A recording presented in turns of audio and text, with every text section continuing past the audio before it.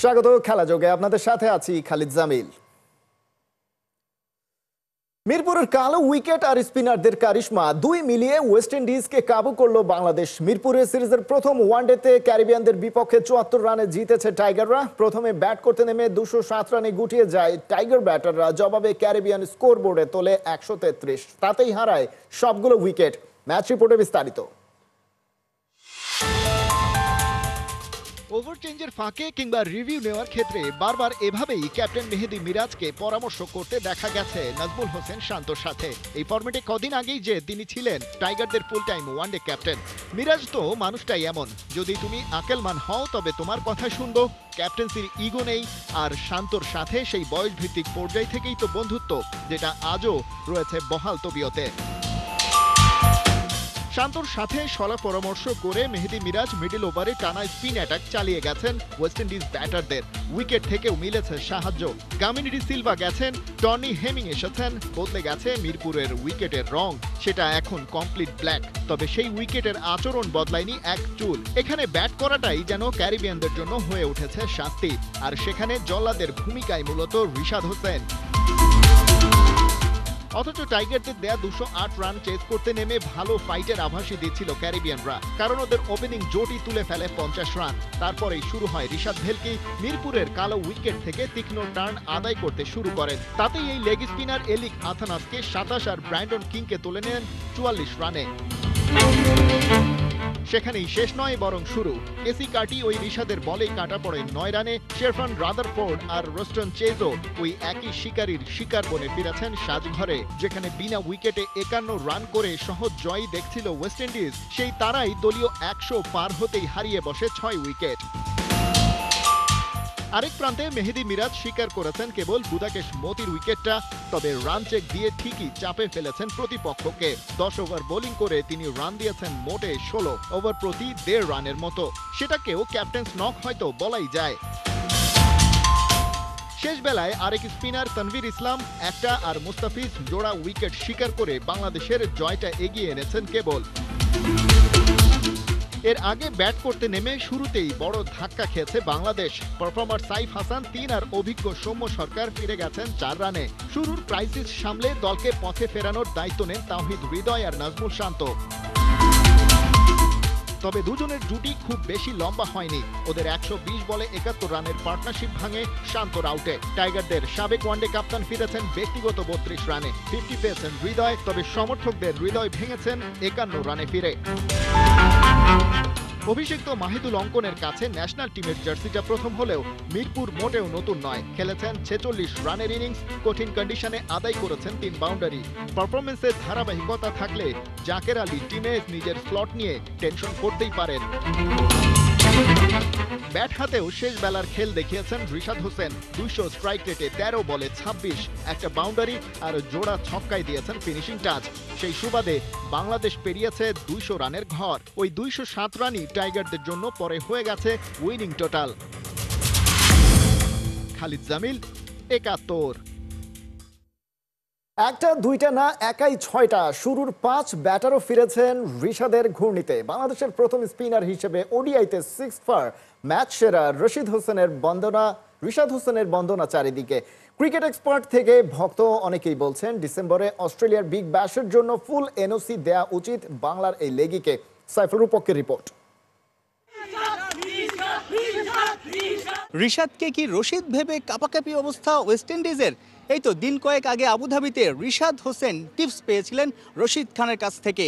দুনিয়ার সেরা leg spinner কাছ থেকে যেই বার্তা পেয়েছেন, যেই টিপস পেয়েছেন, সেটা কিন্তু মিরপুরের 22 গজে দারুণভাবে কাজে লাগিয়ে অসাধারণ বোলিং ফিগার, ওয়ানডের সেরা বোলিং ফিগার তুলে নিয়েছেন ক্যারিবিয়ানদের কাছ থেকে এবং ম্যাচ সেরার খেতাব পেয়েছেন রিশাদ হোসেন। একদম শুরু থেকে, অর্থাৎ টার্গেটে নেমে 208 রানের টার্গেটে নেমে ওয়েস্ট ইন্ডিজ দারুণ শুরু করেছে।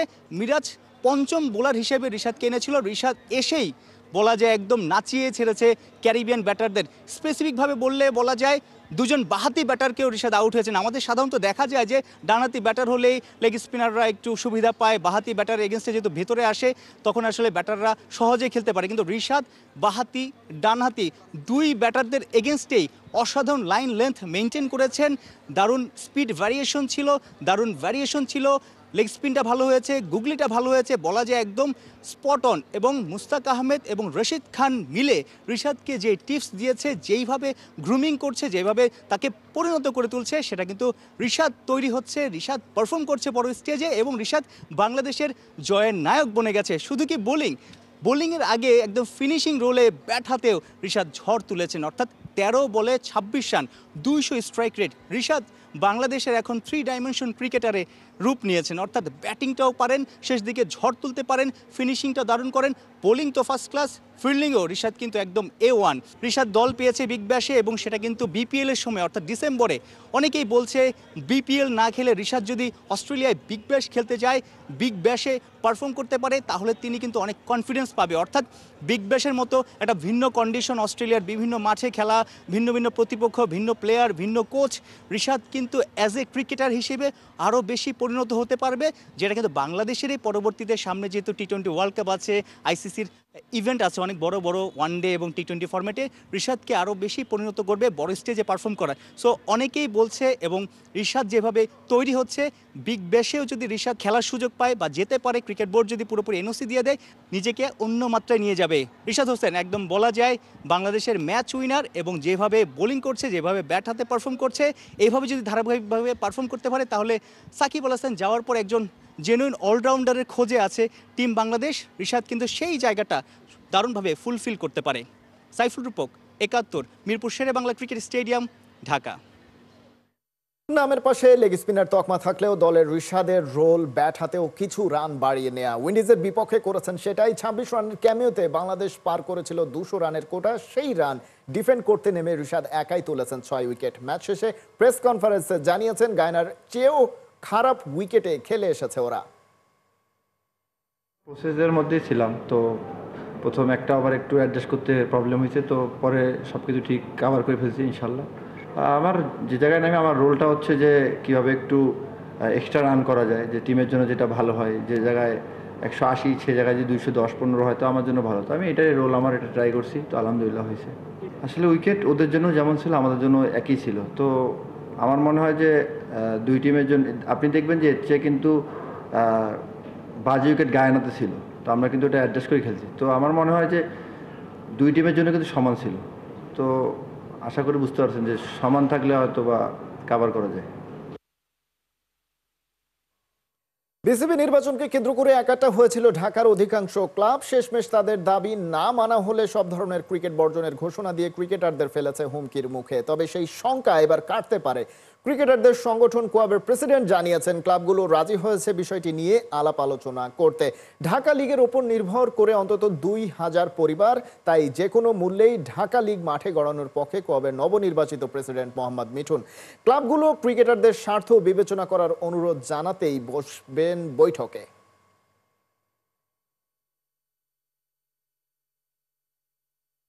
বেশ কিছুদিন ধরে ঢাকা ক্লাবগুলোর সঙ্গে ক্রিকেট বোর্ডের একটা সমস্যা চলছে, তো এই ব্যাপারে আমরা আসলে কোনো কমেন্টস করতে চাই না। প্লেয়ারদের স্বার্থে আমরা কোয়াব থেকে যোগাযোগ করার চেষ্টা করেছি ক্লাবগুলোর সঙ্গে, যেন সামনে যেই টুর্নামেন্টগুলো আসবে, ঢাকা লিগগুলো আসবে, এই লিগগুলো যেন আমরা খেলতে পারি। তো এই বিষয়ে ওনাদের সঙ্গে আমাদের একটা আলোচনা হয়েছে। ওনারা আমাদেরকে আগে আশ্বস্ত করেছিলেন আমাদের সাথে ওনারা বসবেন, আলোচনা করবেন। তো ফাইনালি ওনারা আমাদের সঙ্গে বসতে এগ্রি করেছেন। আপনারা সবাই জানেন ঢাকা লিগে অলমোস্ট প্লেয়ার্স, কোচ, তারপরে আপনার আছে কি বলে বয়, ফিজিও, ট্রেনার সব মিলিয়ে আপনি দেখবেন 2000+ প্লেয়ার এখান থেকে আর্ন করে। 2000 প্লেয়ার, 2000 মানুষ মানে 2000 ফ্যামিলি। তো এই 2000 ফ্যামিলি কিন্তু হুমকির মুখে পড়বে। শ্রেয়াস আয়ারকে নেওয়া হয়নি এশিয়া কাপে। মোহাম্মদ শামিও বাদ অস্ট্রেলিয়া সফরে। ভারতীয় দল নির্বাচনে একই করছেন অজিত আগারকার। ইন্ডিয়ান চিফ সিলেক্টরকে নিয়ে এখন তোলপাড় চলছে ভারতীয় ক্রিকেটে। গুঞ্জন উঠেছে জায়গা হারাতে যাচ্ছেন অজিত, পরিবর্তে চিফ সিলেক্টর হতে পারেন রবি শাস্ত্রী। ভারতীয় ক্রিকেটের নতুন হট টপিকের বিস্তারিত পার্থ বণিকের রিপোর্টে। অস্ট্রেলিয়ার পার্থে দৌড়ে চলেছেন বিরাট কোহলি, আর্শদীপরা। কিন্তু তাদের পেছনে যিনি আছেন সেই অজিত আগারকারের দৌড় কি থেমে যাচ্ছে? ভারতীয় দলের প্রধান নির্বাচককে ঘিরে এখন গুজব আর গুঞ্জন দুটোই চলছে সমান তালে। ইন্ডিয়ান চিফ সিলেক্টরের জায়গায় নাকি দায়িত্ব নিতে চলেছেন ভারতের ৮৩ বিশ্বকাপ জয়ী সাবেক ক্রিকেটার ও সাবেক কোচ রাভি শাস্ত্রী। অস্ট্রেলিয়ার বিপক্ষে রবিবার থেকে শুরু হচ্ছে পূর্ণাঙ্গ সিরিজ। তবে তারও আগে ভারতের দল ঘোষণার পর থেকেই তোপের মুখে আছেন চিফ সিলেক্টর অজিত আগারকার। বিশেষ করে অস্ট্রেলিয়ার সাদা বলের ২ ফরম্যাটে মোহাম্মদ শামিকে দলে না নেবার পর থেকেই তুমুল সমালোচনা চলছে তাকে ঘিরে। ক্রিকেট ছাড়ার পর কমেন্ট্রিতে থিতু হয়েছিলেন আগারকার। সেখান থেকে ২০২৩ সালের ৪ জুলাই ৩ বছরের জন্য বিসিসিআইয়ের প্রধান নির্বাচকের দায়িত্ব দেয়া হয় তাকে। কিন্তু সম্প্রতি ভারতীয় গণমাধ্যম এনডিটিভিকে দেয়া এক সাক্ষাৎকারে কমেন্ট্রির প্রতি আগারকারের আগ্রহ উস্কে দিয়েছে নতুন আলোচনা। কমেন্ট্রি নাকি মাঠের খেলা, কোনটাতে ফিরে যেতে চান এই প্রশ্নে আগারকার জানিয়েছেন, সম্ভবত প্রথমটাই তার কাছে সহজ। একজন ধারাভাষ্যকার হিসেবে এই পেশাকে তিনি অসম্মান করবেন না। এখানেও ঘন্টার পর ঘন্টা মাঠে কাটাতে হয়। যখন সঠিক শব্দটা খুঁজে পাওয়া যায় তখনই একজন কমেন্টেটরের কাজ শেষ হয় আর তিনি বাড়ি ফিরতে পারেন। তবে কি আগারকার ধারাভাষ্যকার হিসেবে আবার মাঠে ফিরতে যাচ্ছেন? কিন্তু তার আগে মোহাম্মদ শামি তাকে নিয়ে যে অভিযোগ তুলেছে সেটার তো জবাব দিতে হবে। শামি ফিট নয়, আগারকারের এই বক্তব্য কি আসলেই ঠিক ছিল না? ভারতীয় চিফ সিলেক্টর অবশ্য সেটা মনে করেন না। তার মতে যদি শামি ফিট থাকতো তাহলে তার মতো বোলারকে না নেবার কোনো কারণই নেই। শামির সাথে তার একাধিকবার কথা হয়েছে। গত ৬ থেকে ৮ মাস ধরে দুজনেই জানতেন শামি ফিট ছিল না। যদি সে ফিট থাকতো তাহলে ইংল্যান্ড সফরেই তাকে দলে নেওয়া হতো বলে জানিয়েছেন আগারকার। শুধু মোহাম্মদ শামি নয়, গেল এশিয়া কাপে শ্রেয়াস আয়ারকে দলে না নেয়াতে সমালোচিত হয়েছিলেন অজিত আগারকার। তবে ভেতরের খবর, আগামী বছর জুন পর্যন্ত চুক্তিবদ্ধ থাকা অজিত আগারকারকেই এখনই সরিয়ে দেবার কোনো চিন্তাভাবনা নেই বিসিসিআইয়ের। পার্থ বণিক, ৭১। হামজা সমিতে মুগ্ধ সাবেক গোলকিপার আমিনুল হক ভারতকে হারিয়ে মেটাতে চান আক্ষেপ। র্যাঙ্কিংয়ে এক ধাপ উন্নতিতে তৃপ্তির ঢেকুর তুলতে চান না। লোকাল ফুটবল নিয়ে নিজে কাজ করে যাচ্ছেন বিএনপিকে সাথে নিয়ে। সাবেক এই তারকা গোলকিপারের চোখ এখন ক্রীড়াঙ্গনের রুট লেভেলে। আবু নাইমের রিপোর্ট। র্যাঙ্কিংয়ে বাংলাদেশের উন্নতি হয়েছে। এশিয়ান কাপ বাছাইয়ে ভারতকে টার্গেট করেছে। ওদের হারাতে পারলেই হবে, তবেই দক্ষিণ এশিয়ায় মাথা উঁচু করে দাঁড়াবে লাল সবুজ।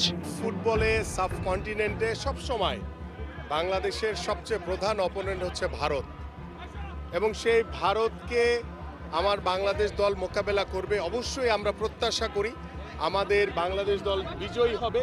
এটা আমাদের সকলের চাওয়া এবং সকলের প্রত্যাশা। বাংলাদেশ দলের শক্তিমত্তা বেড়েছে। গেল ২ ম্যাচে হংকং চায়নার বিপক্ষে দাপুটে ফুটবল খেলেছে বাংলাদেশ দল, আর সেখানে চোখ আটকে ছিল সাবেক গোলকিপার আমিনুল হকের। বিশেষ করে হামজা, শমিত, মিতুল মার্মাদের পারফরমেন্স যেন এই তারকার চোখে এখনো লেগে আছে।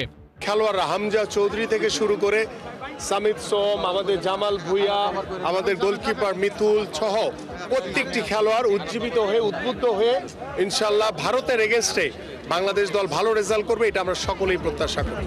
এশিয়ান কাপের মূল পর্বে বাংলাদেশের খেলা হবে না। বাছাই পর্ব খেলেই নিজেদের সামর্থ্যের জানান দিয়েছে ওরা, বাড়িয়েছে প্রত্যাশা।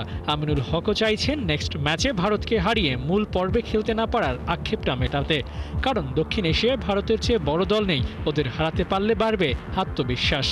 দেখেন, আমাদের সাব ফুটবলে সাবকন্টিনেন্টে সবসময় বাংলাদেশের সবচেয়ে প্রধান অপোনেন্ট হচ্ছে ভারত, এবং সেই ভারতকে আমার বাংলাদেশ দল মোকাবেলা করবে। অবশ্যই আমরা প্রত্যাশা করি আমাদের বাংলাদেশ দল বিজয়ী হবে।